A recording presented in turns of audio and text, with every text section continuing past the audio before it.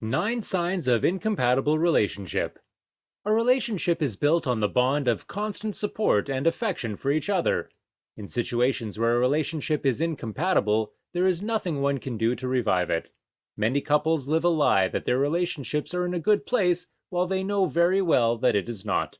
In retrospect, you always have a gut feeling about a compatible relationship over the first few dates. After that, you manage to screen what they present to you as themselves, and you can tell if there are any major red flags. Everyone knows that the person you meet on your first 3 dates is not the same person you will be in a relationship with. People's true selves manifest after a while with you. In committed relationships, where the dynamics of a long term of togetherness is in sight, one must be considered if these signs are a constant in their relationship. This video may give you a more visual idea before we get into our video for the day. If you have any of these issues, please reconsider your decision to be in your current video.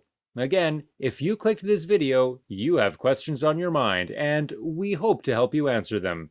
Before we get deeper, make sure to subscribe to this channel. Number 1. Different argument styles. Everyone has a different approach to arguments. It is not limited to only someone you are in a relationship with. You could be the type who is quiet and rationalizes things entirely before taking a stand. This style may clash with someone who takes your silence for elusiveness. If you are the talker who will scream and get it all out at once, that may not work well with someone who likes to evade arguments altogether. Your partner should complement any style of argument that you use. If you can adjust to their argument style, that is good, but if it is a situation that eats you up, then you should look into solving it. It is unhealthy not to have opposing views of issues as a couple. It is what makes it a human institution. However, it would be best to connect with someone who understands and works in favor of your argument styles. Number 2. Differences in lifestyle. It is correct that opposites attract. This statement is true to an extent, but beyond attraction, what will these vast differences in lifestyle mean for a long-term commitment? So here is what I mean. A person who works in the humanities or creative industry will be likely attracted to someone in STEM or a math solver like in accounting. However, this usual pairing does not tell you you cannot share similar lifestyle choices, like enjoying the same concepts of date night, homekeeping, and music. So although your careers are different, and that may dictate your lifestyle, this difference shouldn't be lost on you that coming home to each other, you're going to do similar things. For example, imagine that your whole food concept is eating out while your partner enjoys home-cooked meals. You can also imagine being someone who enjoys staying in and having quality time together, yet your partner enjoys partying all night long. These might be fine at the initial stage, but once the joys of young love wear off, these differences in interests will begin to show a disconnect. So consider finding someone on your wavelength of fun, relaxation, and connection. Number 3. Communication gap. The concept of communication is that a person is listening, but you want to understand each other. This point means that you are supposed to be in the best position to understand each other beyond words. The tones and style of speaking about different things should tell your partner so much more than you are saying. In public, your partner should be able to pick up that you are embarrassed, you are angry, or you are ready to leave. A couple might communicate these things in plain language, but sync enough to tell each other's moods and feelings without saying it is an excellent communication skill. If there are several communication gaps where things are being misunderstood, misinterpreted, or signals are entirely lost in transmission, there is a problem. It will be a terrible ride with someone who struggles to understand you on everything. Number 4. Values and principles. The values and principles of a couple must be similar. If you are into social justice or an advocate, you cannot be with someone who doesn't support your fight for the causes. You cannot be a disability advocate while your partner is a blessed. Your values and morals drive you as an individual, and if your partner stands opposite these morals or values, you cannot be compatible. A couple needs to have things in common and look at things in the same light. If your partner is a feminist and you're a sexist, you are triggering the things they fight against. Number 5. Intolerable. We have talked about opposing values, communication, argument styles, and more. These things can make you intolerable towards your partner. So, if you enjoy your quiet space and have a partner who wants loud music, it can get incessantly annoying.